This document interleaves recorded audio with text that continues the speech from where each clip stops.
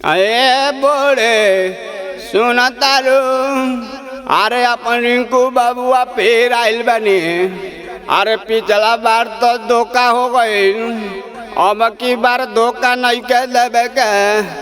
अरे हमनी कति का कहना कोई नहीं। अरे बूढ़ा पेंशन दीवनी, निवास दीवनी, जॉब कार्ड दीवनी, बीपीएल कार्ड दीवनी।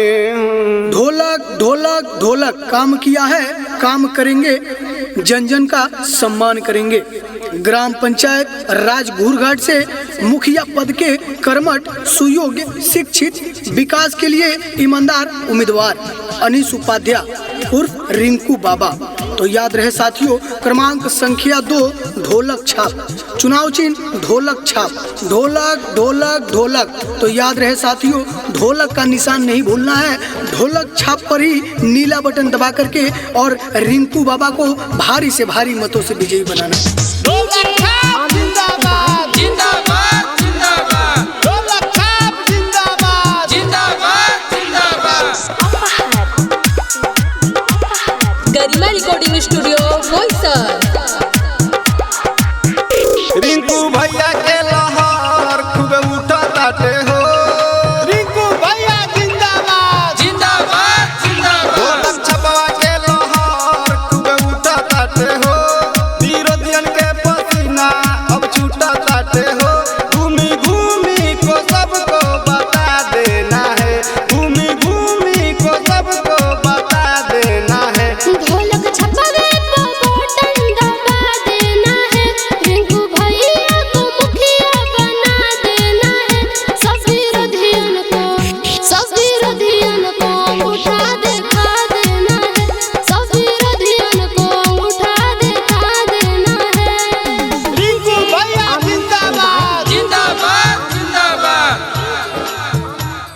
अपने ग्राम पंचायत के विकास के लिए रिंकू बाबा को ही चुने। तो याद रहे साथियों, चुनाव चिन्ह ढोलक। ग्राम पंचायत राजघूरघाट से मुखिया पद के प्रत्याशी अनीस उपाध्याय उर्फ रिंकू बाबा। सबका से अच्छा दिलवा के सच्चा बाड़े अपन प्रत्याशी नु। ढोलक छाप जिंदाबाद जिंदाबाद जिंदाबाद। मिलल बा मौका खई हो ना धोखा, सुन हमर चाचा चाची नु।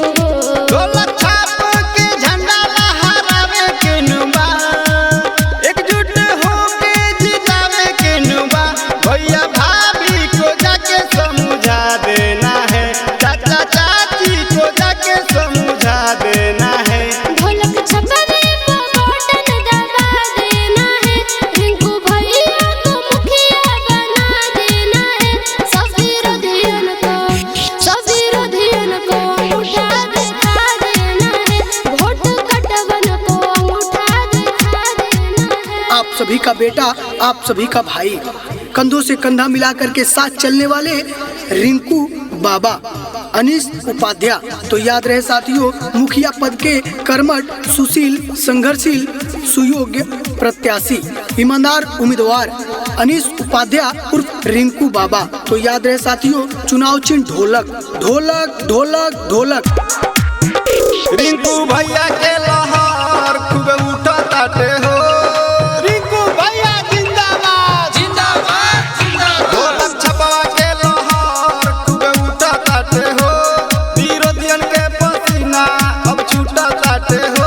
घूमी घूमी को सबको बता देना है, घूमी घूमी को सबको बता देना है। ढोलक छपवे को बटन दबा देना है, रिंकू भैया को मुखिया बना देना है।